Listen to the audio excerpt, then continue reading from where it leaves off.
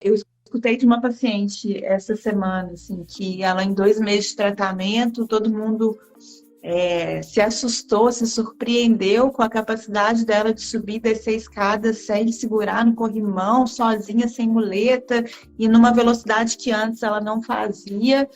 E isso para ela era importante, mas para outro, isso talvez não faça a mínima diferença na vida dele, porque ele não tem que subir dessa escada, entendeu? Então, assim, é tudo muito particular e a gente tem que considerar essa particularidade. Então, é difícil dar respostas concretas e eu acho que as pessoas, quando não têm orientação e conhecimento, ficam em busca dessa resposta concreta, né? E como se isso fosse vamos dizer assim, até como se fosse um respaldo, assim, né? Eu sei que vai acontecer isso, então eu vou fazer, E né? Como se tirasse um pouco da responsabilidade das costas, porque não é fácil, né, gente? Não é fácil cuidar da saúde, não é fácil ter uma rotina, não é fácil, mas à medida que você vai tendo resultado, né, de uma atividade física constante, de uma alimentação adequada, de um cuidado da saúde devido, como a gente sabe que é necessário, isso impacta na nossa saúde física, mental, isso impacta na nossa qualidade de vida. E aí a gente vai vendo que a contrapartida é boa, né? É interessante, é positiva, né? E aí, geralmente, como essas pessoas têm fator de risco associado, na verdade, quando elas. A gente tem pessoas que tinham pouquíssimos fatores de risco, faziam atividade física, tinham alimentação bem controlada e que têm AVC claro, por outras questões.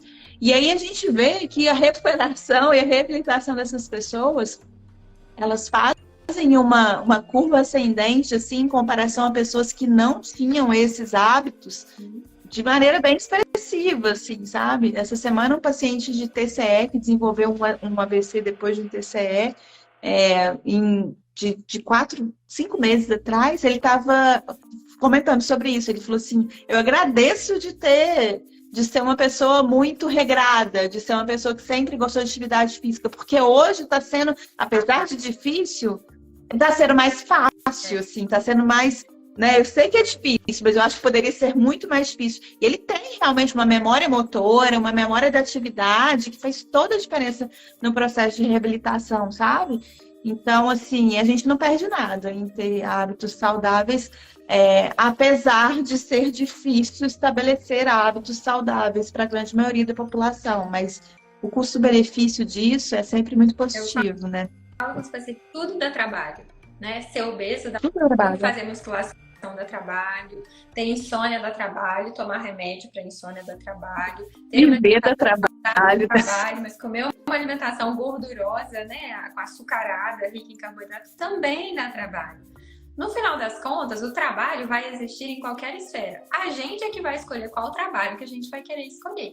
Às vezes, o trabalho de ter uma alimentação ah, processada, né, uma alimentação rica em gordura saturada, com congelados, com coisas artificiais adoçantes, parece ser uma solução mais agradável naquele primeiro momento, mas na verdade, em algum momento essa conta vai fechar, porque nada que entra, principalmente que entra pela nossa boca, passa, né, gerando, não gerando qualquer manifestação no nosso corpo.